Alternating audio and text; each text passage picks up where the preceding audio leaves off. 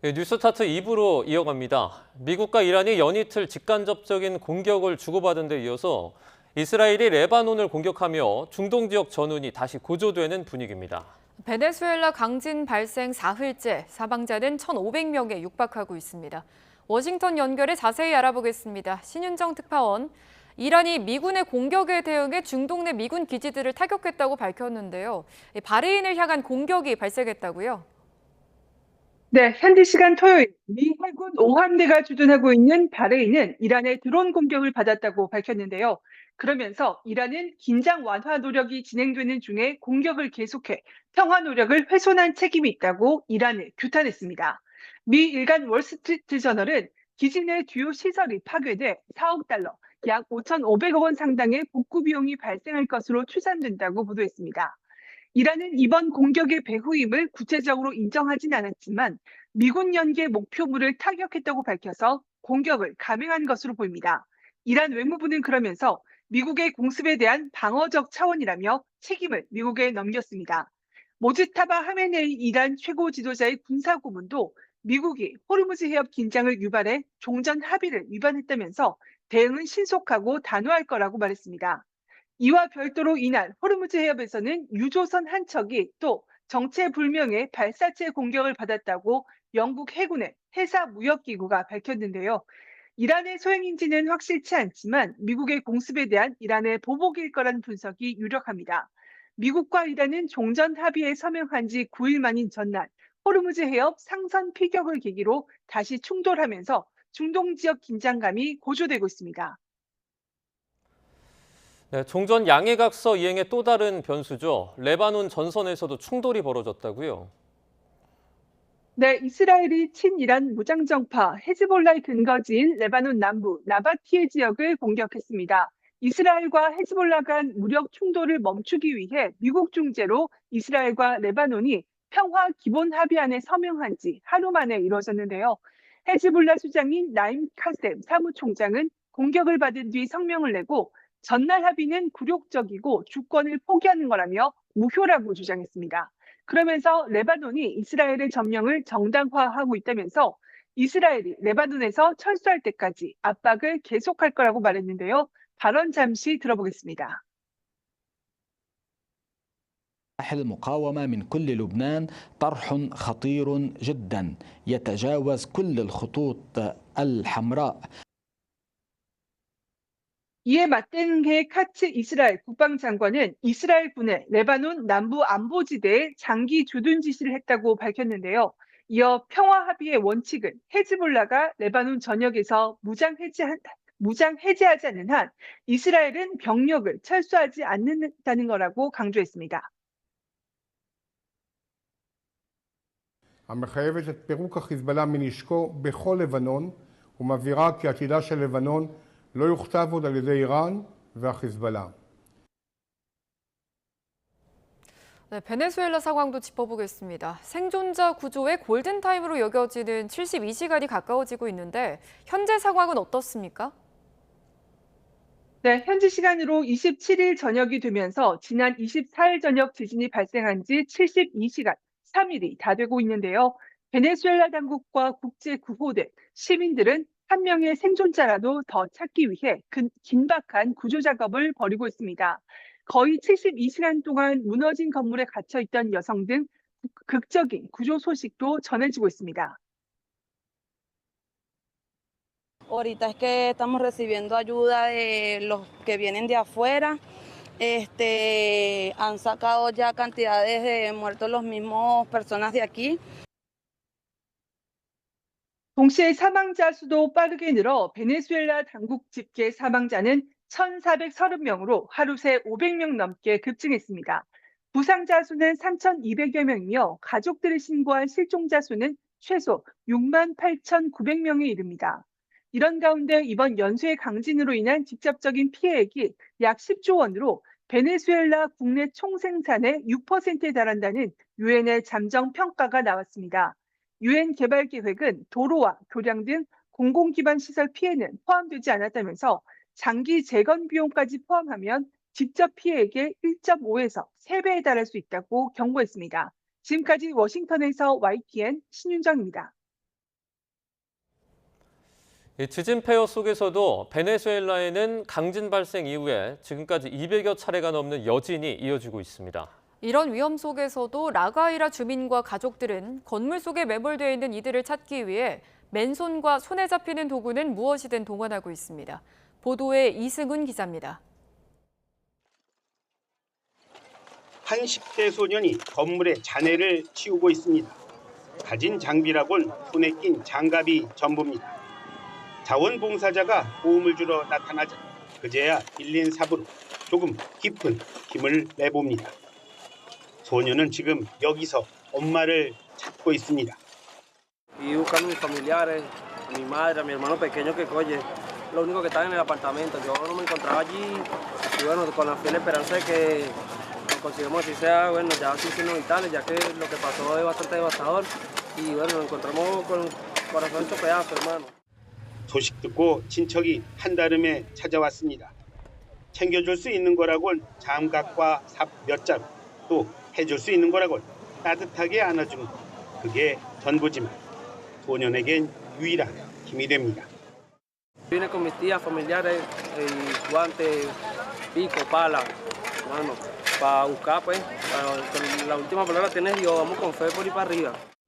드론과 열화상 장비 등을 갖춘 나라 밖 구조대원이 현장에 도착했습니다.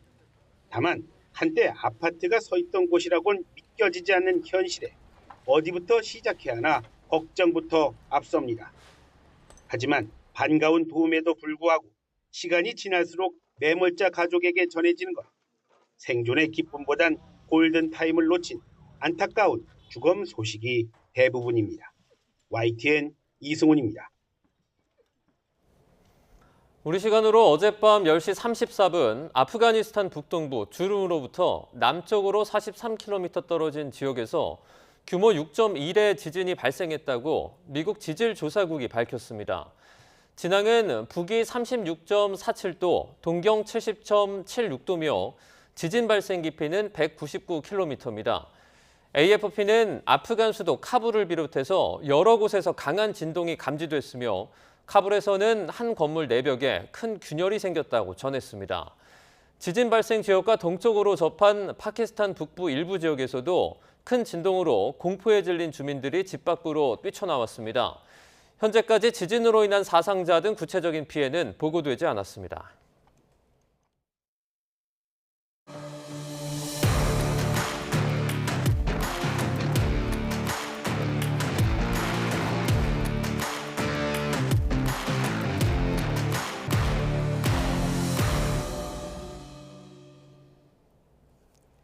남아공전 패배로 북중미 월드컵 32강 진출이 불투명해진 홍명보호 축구대표팀이 과달라하라 베이스 캠프에서 훈련을 재개했습니다. 하루 휴식을 취하며 마음을 추스른 축구대표팀은 과달라하라 훈련장에 집결해 다시 훈련에 임했습니다. 고개를 숙인 채 모습을 드러낸 대표팀 선수들은 별다른 대화 없이 무거운 분위기 속에 운동에 집중했습니다. 조별리그 전적 1승 2패로 조 3위에 자리한 대표팀은 12개 조 3위 팀 중 32강 진출 마지노선인 8위까지 순위가 하락해 벼랑 끝에 몰렸습니다. 대표팀의 32강 진출 여부는 조별리그 경기가 남은 다른 조 경기 결과에 따라 결정됩니다. 베이스 캠프에서 인터뷰에 나선 양현준, 김진규 선수의 이야기 들어보시겠습니다. 너무 죄송하기 때문에 대가리 받고 뛰어야 되고 5분이 주어지든 10분이 주어지든 진짜 어떻게든 이기려는 의지를 보여줘야 된다고 생각합니다. 벼랑 끝에 서 있다가 주어진 그런 한 경기라고 생각이 들어서 32강 기회가 주어진다면 정말 현준이 말대로 모두가 대가리 받고 정말 미친놈처럼 다시는 3차전 같은 그런 무기력한 모습을 안 보이게끔 준비를 하고 우리 축구대표팀이 북중미 월드컵 각 조의 12개 3위 팀 중에 이 8위까지 순위가 떨어졌습니다. 마지막 날 3조의 경기가 남은 가운데 우리나라는 32강 탈락의 기로에 서게 됐습니다. 허재원 기자가 보도합니다. 전반 13분 이라크 수비수가 퇴장당하는 변수가 발생합니다. 수적 우위를 점한 세네갈이 거센 공세를 펼친 끝에 5대0 대승을 거뒀습니다. 2연패 끝에 1승을 거둔 세네갈은 승점 3점을 쌓으며 골득실에서 우리나라를 제쳤습니다. G조의 이란도 조 1위를 노리던 이집트를 상대로 예상 밖의 선전을 펼쳤습니다. 경기 후반 파상 공세를 펼치는 등 투혼을 발휘하며 1대1 무승부를 끌어냈습니다. 결국 G조 3위 이란과 I조 3위 세네갈이 우리나라를 추월하면서 우리는 조 3위 팀 중 8위까지 순위가 떨어졌습니다. 아직 마지막 3조의 예선 경기를 남겨놓은 가운데 우리나라는 32강행 마지노선인 8위에 걸려있는 상황입니다. 제2조 3위 알제리가 오스트리아와 비기거나 K조 3위 콩고 민주공화국이 우즈베키스탄에 이기면 그대로 우리나라의 32강 탈락은 확정되는데 전망은 밝지 않습니다. 오스트리아와 알제리 경기, 이 경기는 두 팀이 무승부만 해도 올라갑니다. 이게 문제가 돼요. 이런 경기는 서로가 무리하지 않죠. 무리하다가 지면 떨어지는데 우즈베키스탄이 2조에서 가장 약합니다. 예. 그러니까 그 얘기는 콩고 민주공화국과 비기거나 이기기가 쉽지 않다는 얘기예요. 그러니까 여기도 좀 우리에겐 좋지 않죠. 우리 대표팀은 다른 조의 경기와 상관없이 과달라하라 베이스 캠프에서 훈련을 재개합니다. 하지만 우리에게 불리한 결과들이 이어지면서 32강행 가능성은 점점 희박해지고 있습니다. YTN 허정원입니다. 우리 축구대표팀이 극적으로 32강에 진출하게 되면 다음 달 4일 미국 시애틀에서 G조 1위 벨기에와 만나게 됐습니다. 32강 자력 진출에 실패한 우리 대표팀은 남은 조의 경기 결과를 지켜보는 중인데 국제축구연맹 FIFA가 확정한 경기 일정에 따르면 우리가 속한 A조 3위가 32강에 오를 경우 G조 1위와 맞붙게 됐습니다. 벨기에는 G조 조별 예선 마지막 경기에서 뉴질랜드를 5대1로 대파하고 이집트와 나란히 1승 2무를 기록했지만 골득실에서 앞서 1위로 올라섰습니다.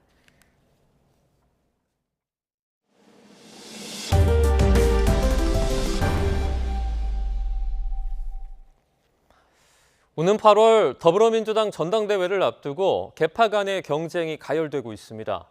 유시민 작가가 이재명 대통령을 두고 지나친 자신감으로 통합을 강조하다 핵심 지지층이 공격을 받는 상황이 됐다고 비판했는데요. 반면에 김민석 총리는 과한 언어나 태도로 대통령을 비판하는 것은 이 세력 전체를 흔들고 난으로 번질 수 있다고 지적했습니다. 보도에 박풍구 기자입니다. 민주당 전당대회를 앞두고 본격적으로 정치 비평에 나선 유시민 작가가 김어준 씨 유튜브 채널에 출연했습니다. 유 작가는 이재명 대통령이 취임 후 포용과 통합 기조를 강조하며 중도 보수 확장에 나선 것과 관련해 대통령의 자신감이 지나쳤던 것 같다고 평가했습니다. 근데 문제는 대통령이 자신감이 지나쳤던 거 아닌가? 그런 생각 한편으로 들고요. 또는 이것이 지향해야 될 목표이면 분명하지만 현실에서는 도달할 수 없는 목표인데 이어 대통령이 되는 과정에 열렬히 지켜주고 응원했던 사람들이 원한 건 증축이었는데 대통령은 재건축을 하려 했다며 이 과정에 상스러운 철거 전문이 투입돼 핵심 지지층을 공격했다고 비판했습니다.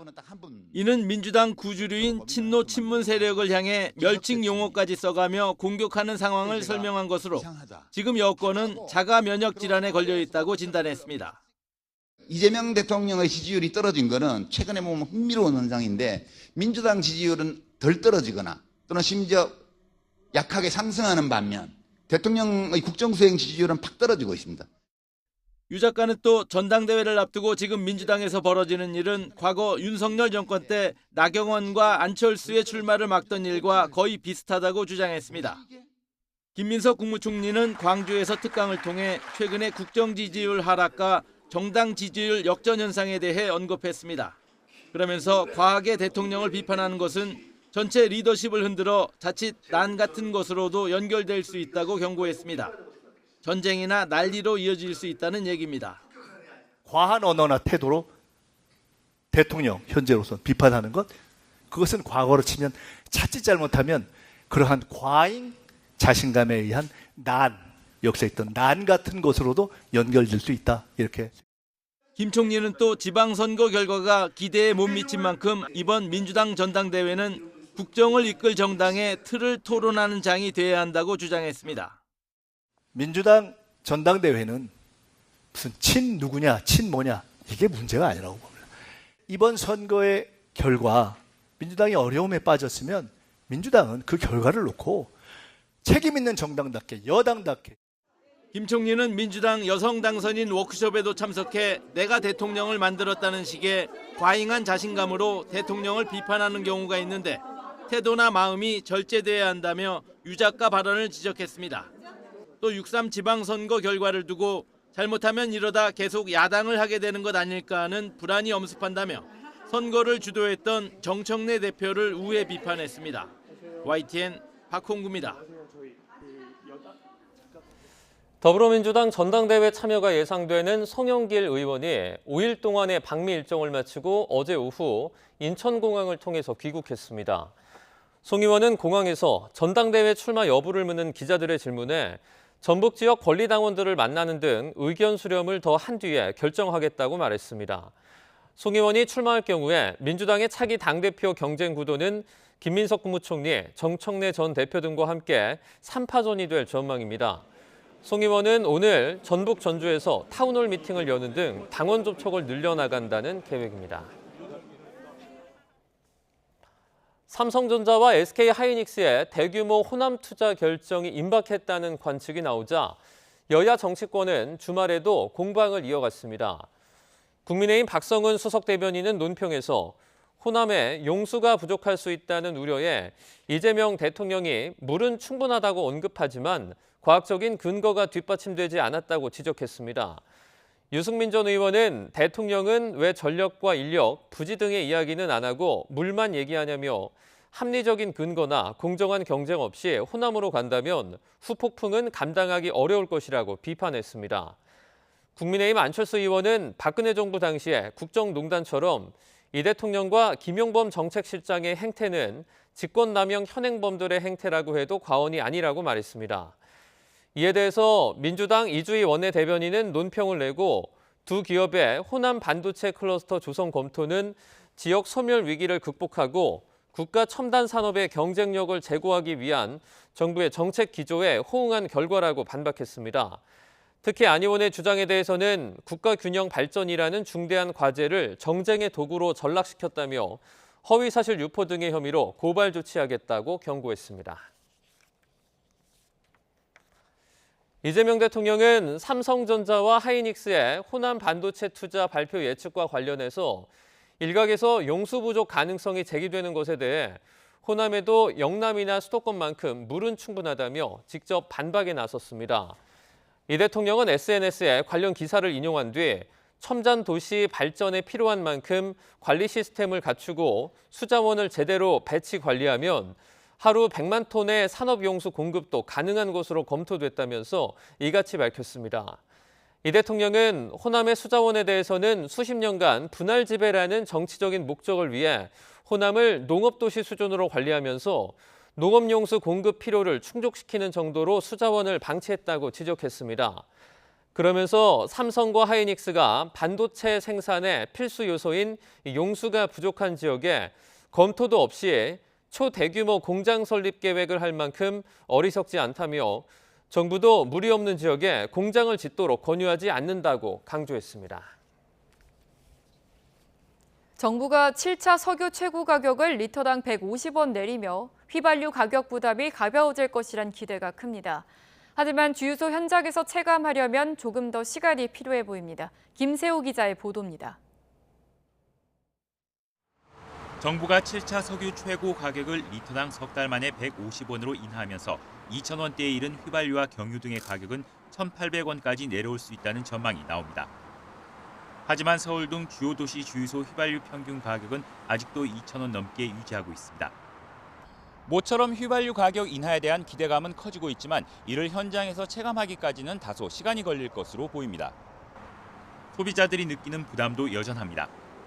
저는 소형차를 운전하고 있잖아요. 그런데도 한 5만 원, 10만 원. 지방을 왔다 갔다 할 때는 엄청난 차이가 많죠. 지금 당장의 가격이 크게 내린 건 아니라서 바로 체감이 되진 않는데요. 뭐 그런 사정이 있었다면은 뭐 내려갈 것으로 기대 정도는 하고 있습니다. 주유소들이 통상 2, 3주 간격으로 제품을 공급받는 만큼 전 단계의 비싼 재고가 먼저 소진돼야만 가격을 내릴 것으로 예상됩니다. 이에 따라 주유소에서 운전자들이 직접 인하 가격을 체험하려면 3주 정도를 더 기다려야 할 수 있습니다. 또 국제 유가가 오를 때는 바로 가격을 올리던 주유소들이 내릴 때는 인하 속도를 늦추는 행태가 반복될 가능성도 있습니다. 여기에 미국과 이란이 종전 양해각서 체결 이후에도 무력 충돌을 벌이면서 중동 정세 불안도 여전히 기름값의 주요 변수로 자리 잡고 있습니다. YTN 김세호입니다. 김용범 청와대 정책실장이 닥치고 지어야 한다고 말할 정도로 정부가 주택 공급 시급성을 강조하고 있지만 공급 속도전의 변수가 만만치 않습니다. 서초구대 그린벨트를 풀어 공공주택을 공급하는 서리풀 지구 개발은 일부 주민 반대가 심해 개발 방식 협의와 토지 보상 절차에 시간이 걸릴 것으로 보이는데요. 용산과 과천에서도 지자체 반대가 여전해 협의 방향성에 관심이 쏠리고 있습니다. 정현우 기자입니다. 정부가 최근 신규 공공주택지구로 지정한 서울 서초구 서리풀 2지구. 국토부가 착공을 2년 앞당기겠다고 밝힌 핵심 공급지인데 주민 반대 분위기가 심상치 않습니다. 마을에 붙은 현수막엔 멸종 위기 중 서식지다, 강제 수용을 반대한다는 문구가 적혀 있습니다. 1, 2지구를 합쳐 공공주택 2만 호를 짓겠다는 것이 국토교통부 계획인데 2,000세대가 포함된 2지구를 중심으로 주민 반발이 특히 거셉니다. 주민들이 바라는 건 보상도 아니고 기존 주거지역을 지켜달라는 존치 개발. 땅을 사서 이제 집을 새로 지어서 우리가 죽을 때까지 살려고 들어왔어요. 새로 집을 짓고 집 지은 지 12년밖에 안 됐거든요. 주민들은 정부가 전면 수용 방침을 고수할 경우 법적 대응을 하겠다고 맞서고 있습니다. 행정소송을 6월 중으로 제기할 것인데요. 이러한 공공주택 서리풀 2지구에 대한 그 공시가 헌법상의 기본권을 침해한다는 점을 이제 강조할 생각입니다. 국토부는 향후 지구계획 수립 과정에서 주민 의견을 수렴하겠다고는 설명했지만 향후 협의 과정이 만만치 않을 뿐더러 소송전까지 예고되면서 초기 행정 절차부터 난항이 예상됩니다. 서리풀 이외 129 공급대책 핵심 지역도 속도전이 순조롭지만은 않습니다. 1만 호 공급을 목표로 한 용산 국제업무지구는 서울시가 8,000호까지만 가능하다며 대립 중입니다. 과천 경마장 방첩사 부지는 교통난 등이 예상된다는 주민과 지자체 반발이 이어지고 있습니다. 더군다나 두 지역 모두 국토부 계획을 반대했던 야당 소속 시장이 당선된 곳이라 각종 인허가 권한을 가진 지자체 설득이 쉽지 않을 것이란 분석입니다. 8,000가구까지의 양보에도 불구하고 일방적으로 10,000가구로 늘려서 발표함으로써 2년 정도 계획이 수년되도록 만든 게 바로 이재명 정부입니다. 지자체 협의 과정에서 실제 착공 규모가 줄어들 가능성도 있는 가운데 과거 문재인 정부 때처럼 반발에 부딪혀 공공주택 공급이 흐지부지 될 수 있다는 우려도 나오고 있습니다. YTN 정현우입니다. 현대자동차 노조가 모레 중앙쟁의 대책위원회 출범식을 열고 파업 일정과 방식 등을 논의합니다. 노조는 이미 지난 25일 합법적으로 파업할 수 있는 권한을 확보한 상태여서 현대차의 2년 연속 파업이 현실화할지 주목됩니다. 이성우 기자입니다. 현대자동차 노조의 파업 여부와 수위가 오는 30일 윤곽을 드러낼 전망입니다. 노조는 이날 중앙쟁의 대책위원회 출범식을 열고 향후 파업 일정과 방식, 투쟁 수위 등을 논의할 계획입니다. 앞서 노조는 지난 24일 전체 조합원을 대상으로 진행한 파업 찬반 투표에서 과반 찬성을 얻었습니다. 이어 지난 25일 중앙노동위원회가 노사 간 입장 차이가 커 조정안을 내기 어렵다며 조정 불성립 결정을 내리면서 합법적으로 파업에 나설 수 있는 권리를 확보했습니다. 올해 교섭에서 노조는 월 기본급 14만 9,600원 인상과 순이익 30% 성과급, 상여금 인상, 정년 연장 등을 요구하고 있습니다. 반면 사측은 지난해 경영 실적과 올해 경영 환경, 미래 투자 비용 등을 고려해야 한다며 맞서고 있습니다. 노사는 지금까지 11차례 교섭을 벌였지만 노조는 회사가 협상안을 제시하지 않는다며 지난 12일 교섭 결렬을 선언했습니다. 다만 실제 파업 전 사측이 첫 협상안을 내놓을 가능성도 있어 오는 30일 중앙쟁의대책위원회 논의와 막판 교섭 상황이 변수가 될 전망입니다. YTN 이성호입니다.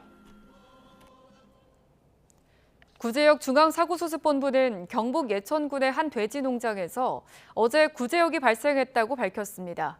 이번 확진은 지난 25일 경북 지역 도축장 정기 검사에서 구제역 항원이 검출됨에 따라 해당 도축장에 돼지를 출하한 농가를 대상으로 추적 검사를 실시한 결과 확인됐습니다. 앞서 지난 2월 경기 고양시 소 사육농장에서 구제역이 발생한 데 이어 이번에 추가 발생이 확인된 것이며 올해 구제역 사례는 인천 강화 1건, 고양 2건, 예천 1건 등 모두 4건으로 늘었습니다. 중앙사고수습본부 예천 신규 구제역 발생에 따라 위기경보 단계를 상향 조정했습니다.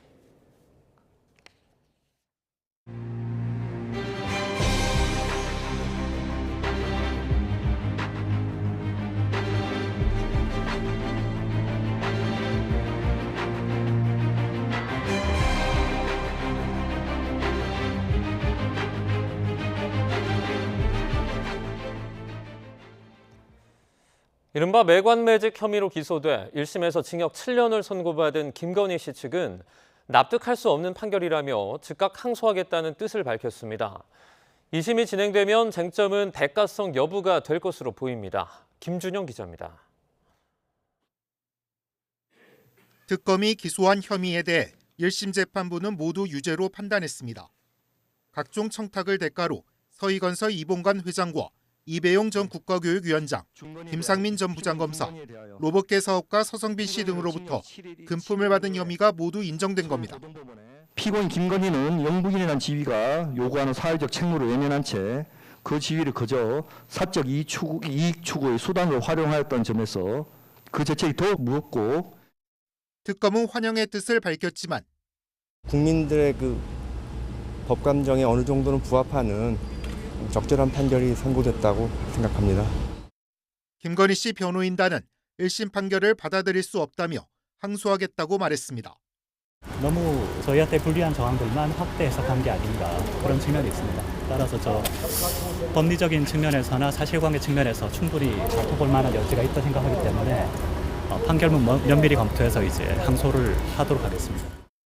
2심 역시 핵심 쟁점은 대가성 여부입니다.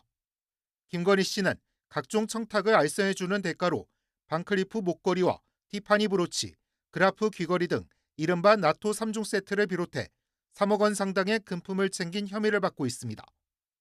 김 씨 측은 청탁의 대가가 아니라고 했지만 1심 재판부는 금품이 건네질 당시 묵시적이고 명시적인 청탁이 있었다고 판단했습니다. 김 씨는 앞서 도이치모터스 주가 조작 등 혐의로 2심에서 징역 4년을 선고받고 대법원 판결을 앞둔 상태로 최종심까지 판결이 유지되면 김 씨의 누적 형량은 징역 11년이 됩니다. YTN 김준영입니다. 김건희 씨의 매관매직 사건을 맡은 1심 재판부는 김 씨가 공직자였다면 최고 무기징역이 선고될 수 있다고 지적했습니다. 그러면서 대통령 부인의 사회적 책무를 거듭 강조했습니다. 이하린 기자입니다. 김건희 씨는 특검 수사 과정과 1심 재판을 통해 모두 3억 원에 가까운 금품을 청탁과 함께 수수한 것으로 확인됐습니다.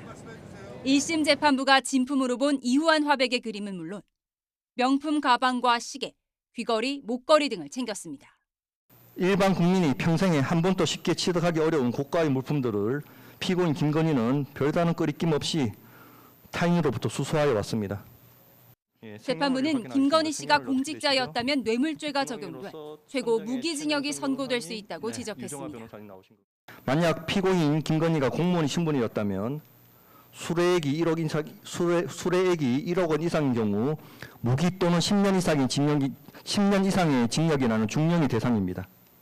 민간인인 김 씨는 뇌물죄 대신 특가법상 알선수재죄가 적용됐고 법정 최고형에 가까운 징역 7년형이 선고됐습니다. 이 사건의 법정 최고형이 7년 6개월입니다.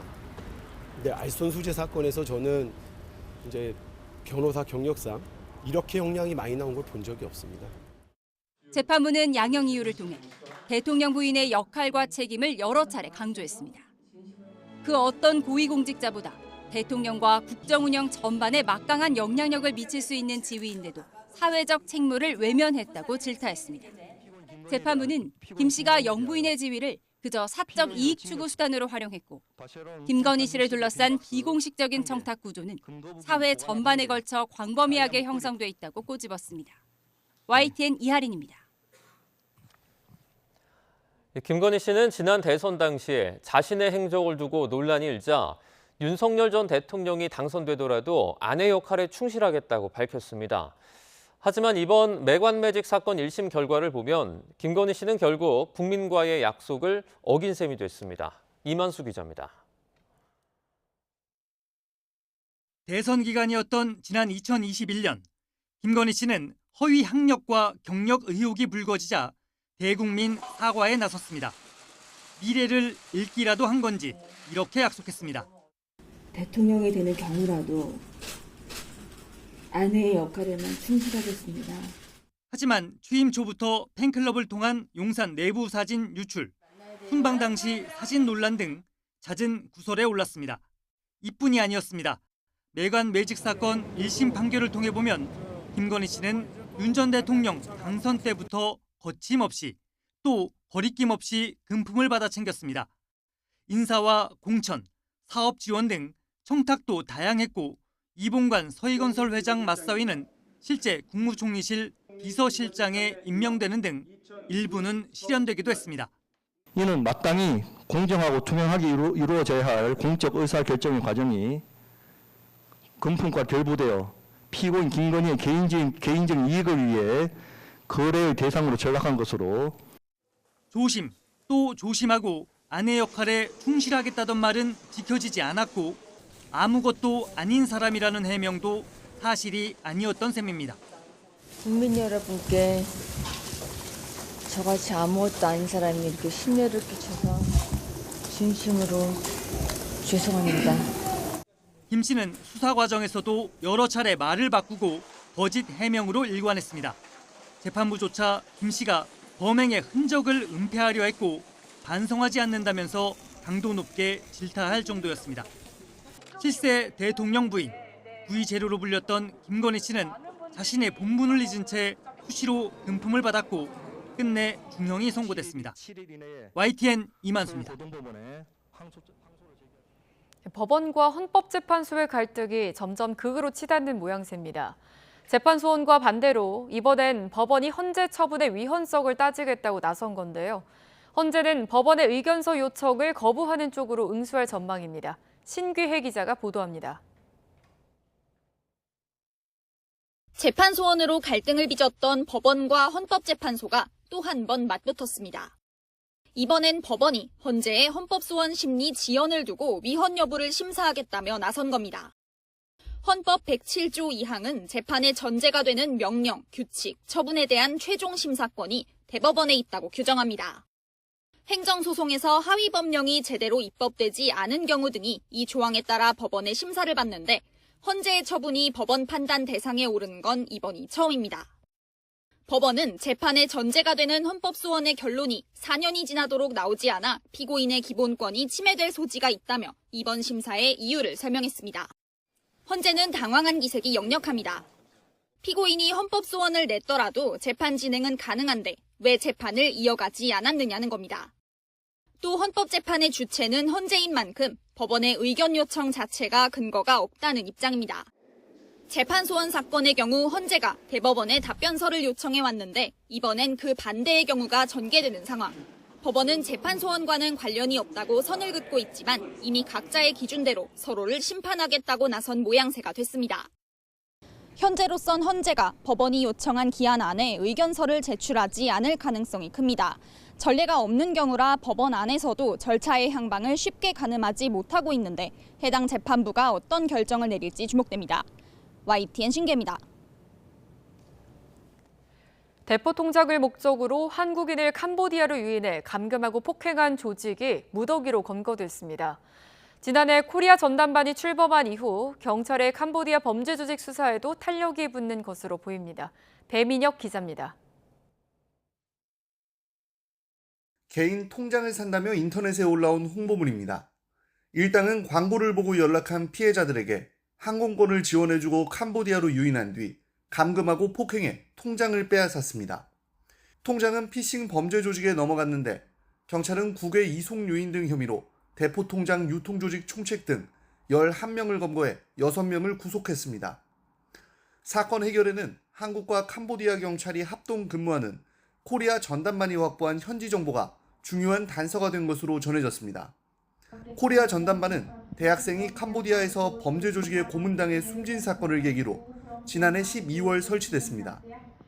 국민의 생명과 안전을 지키는 것이 정부의 가장 큰 책임입니다. 지금은 다른 무엇보다 피해자들을 보호하고 사건 연루자들을 국내로 신속하게 송환해야 됩니다. 코리아 전담반은 현지에서 사건 접수부터 수사, 피해자 구조까지 직접 참여하는데 지난해 말 출범 이후 지난달까지 34건의 작전을 펼쳐 192명을 검거하고 7명을 구출한 것으로 확인됐습니다. 이런 코리아 전담반의 활동을 바탕으로 캄보디아 범죄 조직을 겨냥한 국내 경찰 수사도 탄력을 받는 것으로 보입니다. 최근엔 캄보디아에 거점을 두고 증권사를 사칭한 리딩방 사기를 벌여 100억 원 가까이 가로챈 조직이 체포됐고 캄보디아 피싱 조직의 범죄 수익을 국내에서 세탁해준 일당이 검거되기도 했습니다. 경찰은 코리아 전담반의 대응 범위를 보이스피싱 등 스캠 범죄에서 마약과 온라인 불법 도박으로도 확대해가고 있습니다. 캄보디아 당국과의 공조로 오지나 인접국으로 숨어들어 범죄를 이어가는 조직들의 뿌리를 뽑을 수 있을지 주목됩니다. YTN 배민영입니다. 술에 취해 음식점 주인을 폭행한 혐의로 체포된 남성이 풀려난 뒤 2시간 만에 다시 찾아가 협박하다가 또 경찰에 붙잡혔습니다. 경찰은 재범 우려가 있다고 구속영장을 신청했지만 법원은 기각했고 피해자들은 두려움을 호소하고 있습니다. 최승훈 기자가 보도합니다. 건장한 남성 2명이 붉은색 앞치마를 두른 가게 주인의 멱살을 잡고 실랑이를 벌입니다. 주인의 머리를 마구 때리며 폭행으로 이어집니다. 말리던 주민까지 뒤엉키며 순식간에 아수라장이 됩니다. 정말 여기 머리에 훅날 정도로 시큼맞고 저도 여기 막 이런데 어째서 지금도 이런 데가 다 아프고 온 전신에 다 아플 정도예요. 지난 10일 저녁 7시쯤 술에 취한 일행이 이곳에서 가게를 운영하는 60대 부부와 시비가 붙어 몸싸움을 벌였습니다. 피의자들은 강아지가 크게 짖는다며 이곳 대문을 발로 찬 뒤 이를 제지하러 나온 부부를 폭행했고 남편은 문과 벽에 머리를 부딪혀 기절했습니다. 경찰은 부부를 폭행한 혐의로 40대 A씨를 현행범 체포했습니다. 나머지 일행 1명과 남편도 몸싸움을 벌인 혐의로 함께 입건됐는데 부부 모두 머리와 허리 등을 다쳐 전치 2주의 부상을 입었습니다. 타박상이라고 그러시면 제가 지금 또 뇌경색이 있어요. 내 머리를 또 다치니까 나는 좀 불안하죠. 그런데 조사를 받고 석방된 A씨는 불과 2시간 만인 밤 9시 50분쯤 가게 앞을 다시 찾아 벽돌을 던지며 부부를 위협했습니다. 경찰은 재범 우려가 있다고 보고 구속영장을 신청했지만 법원은 도주 우려가 없다며 기각했습니다. 너무 무서워요. 우리는 자기 얼굴을 그렇게 상세하게 잘 못 봤지만 자기는 우리가 여기 영업장이라는 걸 아니까 언제도 부복할 수 있다는 거지. 경찰은 부부에게 스마트워치를 지급하는 등 안전조치를 실시하고 A씨를 상대로는 불구속 조사를 이어나갈 방침입니다. YTN 최승훈입니다. 골든타임이 걸린 구조나 화재 현장에서 불법 주차 차량을 밀어낼 수 있는 강제 처분 제도가 있지만 실제로는 거의 집행되지 않고 있습니다. 적법한 조치를 하고도 악성 민원과 소송을 떠안을 수 있다는 부담감 때문이란 현장 목소리가 나오고 있습니다. 이현정 기자입니다. 지난 5월 경기 수원시 소방차가 화재 현장을 코앞에 두고 멈춰섭니다. 불법 주차된 차량이 가뜩이나 비좁은 골목 입구를 막아버린 겁니다. 회전을 해서 들어가야 되는 부분이 있는데 그 모퉁이에 차량들이 있다 보니까 저 한두 대 정도는 그냥 밀고 들어오는 게 낫겠다. 당시 지휘부는 차량을 밀어내는 강제 처분을 결단했고 덕분에 무사히 불을 껐습니다. 화재 현장에 다시 와봤습니다. 폭이 좁고 주정차 차량도 여전해 지금 불이 나도 대형 차량 진입은 어려워 보입니다. 다른 노후 주택가도 상황은 비슷합니다. 경사가 가파른 데다 주차 공간도 부족해 구급차 한 대조차 들어서기 버겁습니다. 면적은 좁아도 차들이 무척 많아요. 막 큰 차는 못 들어가요. 적은 차나 빠듯이 들어가지. 그런데 이번 수원 사례처럼 현장에서 강제 처분이 집행되는 경우는 극히 드뭅니다. 지난 2021년부터 5년 동안 전국을 통틀어 5건에 불과했고 지난 2024년엔 단 한 건도 없었습니다. 소방기본법에 따라 적법하게 처분해도 사주의 민원이나 손해배상 소송 같은 부담을 지게 될 수 있다는 우려 때문입니다. 불법 주정차한 거는 나중에 문제고 본인의 이제 차량 파손한 거에 대해서는 배상을 해달라. 그런 경우가 거의 대부분입니다. 소방관들이 뒷감당 걱정 없이 현장 활동에만 집중할 수 있도록 실효성 있는 대책 마련이 시급해 보입니다. YTN 이현정입니다. 서울 종로경찰서는 서울 일민미술관에서 직장 동료에게 흉기를 휘두른 70대 남성 A씨에 대해 구속영장을 신청했습니다. A씨는 그제 아침 7시 50분쯤 서울 일민미술관에서 40대 남성에게 흉기를 휘둘러 살해하려 하고 불을 지르기 위해 휘발유통을 준비한 혐의를 받습니다. 피해 남성은 팔을 다쳐 병원으로 이송됐는데 생명에 지장은 없는 것으로 파악됐습니다. A씨는 범행 이후 휴대전화를 끄고 택시와 버스 등을 이용해 도주했는데 경찰은 10시간 추적 끝에 A씨를 서울 관악구에서 긴급 체포했습니다. 임진왜란 당시 일본군이 우리나라에 지은 외성을 둘러보는 여행 상품이 최근 일본 현지에서 판매되고 있습니다. 그런데 임진왜란 당시 무자비한 사륙을 벌였던 일본 장수를 영웅시하고 침략 역사를 미화하는 듯한 표현이 대거 포함돼 있어 논란이 일고 있습니다. JCN 울산중앙방송 구현희 기자입니다. 일본의 한 여행사에서 판매하고 있는 한국 여행 상품입니다. 가토 기요마사 연구의 외성 투어라 이름 붙여진 이 여행 상품은 서생포 외성과 울산 외성이 주요 관광지입니다. 일반적인 관광과 달리 외성을 초점으로 한 게 특징입니다.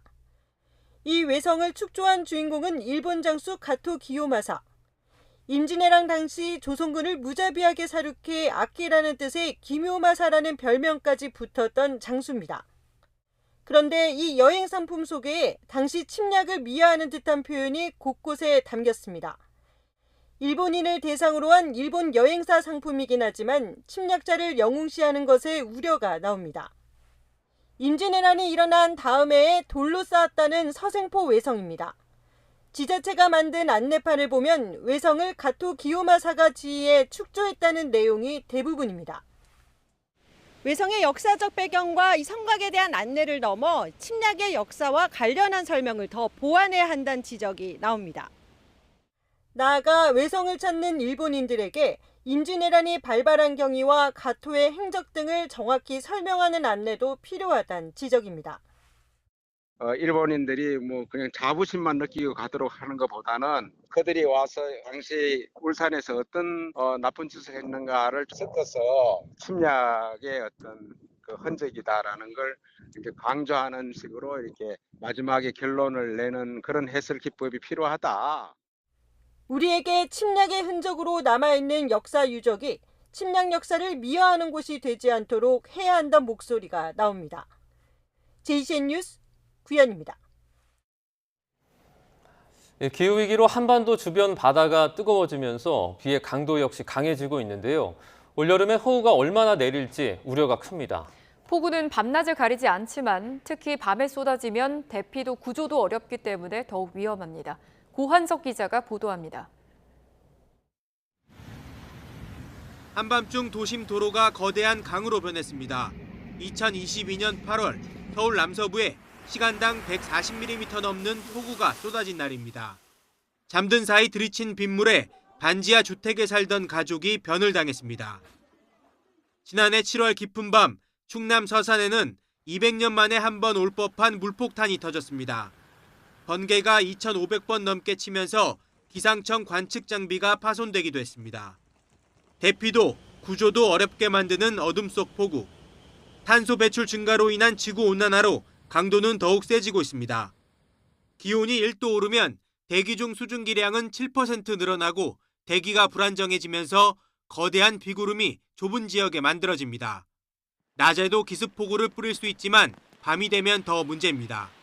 해가 지면 지표면이 식어 하층 제트가 형성되는데 이 제트 기류를 타고 바다의 수증기까지 빠르게 유입되기 때문입니다. 지구온난화 여파로 2010년 이후 서해와 남해가 이전 평균 상승률인 0.14도보다 2배 이상 빠른 속도로 달궈지면서 바다가 뿜어내는 수증기량은 더욱 늘어나고 있습니다. 전 지구의 해역들의 해수면 온도의 그 온난화 속도를 가지고 봤을 때 우리나라 서해하고 동해가 굉장히 빠르게 그 해수면 온도가 온난화가 되는 해역 중에 하나가 됩니다. 한번 오면 큰 피해를 부르는 야행성 폭우가 더 거세질 수밖에 없는 구조라는 얘기입니다. 피해를 줄이려면 폭우 예상 지역 주민들을 대상으로 한 야간 대피 시스템부터 강화해야 한다고 전문가들은 지적합니다. YTN 권석입니다. 유럽을 휩쓸고 있는 폭염으로 북유럽 덴마크까지 여러 나라가 역대 최고 기온 기록을 연일 갈아치우고 있습니다. 덴마크 기상청은 현지 시간 27일 핀섬에 있는 오덴세의 기온이 36.6도로 측정돼 1874년 관측을 시작한 이래 연중 최고 기온 기록을 세웠다고 밝혔습니다. 기존 덴마크 최고 기온은 1975년 8월 관측된 36.4도였습니다. 체코도 북서부 독사니에서 수은 주가 40.6도까지 올라 2012년 관측된 연중 최고 기온 기록 40.4도를 넘었습니다. 독일에서는 40도를 웃도는 폭염이 이틀째 이어지고 있습니다. 프랑스와 영국 등 서유럽에서 시작한 폭염은 최근 독일과 스위스 등 중부 유럽으로 본격 확대됐습니다. AFP 통신은 유럽 전역에서 1억 9,300만 명이 35도 이상 더위에 노출된 것으로 분석했습니다. 이번 폭염은 북부 아프리카에서 유입된 뜨거운 공기가 유럽 상공에 정체되며 발생했습니다. 이탈리아 시칠리아 섬 북동부 에트나산 동쪽 측면에서 화산 활동이 증가함에 따라 현지 시간 26일 당국이 화산 경보 수준을 상향 조정했습니다. 국립지구물리화산학 연구소는 에트나산 동쪽 해발 약 3,000m 지점에서 용암이 흐르기 시작했다고 전했습니다. 당국은 이 같은 움직임이 더 활발한 활동으로 확대될 수 있다고 보고 모니터링을 강화하고 있다고 설명했습니다. 에트나산은 유럽에서 가장 큰 화산으로 알려져 있습니다. 중국 베이징의 108층짜리 최고층 빌딩에 경비행기가 충돌한 사고로 한 명이 숨지고 현장에 있던 13명이 다쳤다고 중국 당국이 발표했습니다. 베이징 차오양구 당국은 소셜미디어를 통해서 지난 26일 오후 5시 55분쯤 베이징 상공을 비행하던 단발 2인승 경량 스포츠 항공기 한 대가 고층 건물과 충돌했다고 밝혔습니다. 당국은 이어서 기내에는 조종사 1명만 타고 있었는데 사망했고 사고 현장에서 13명이 다쳤다고 설명했습니다. 당국은 그러나 구체적인 사고 원인이나 경위에 대해서는 설명하지 않았습니다.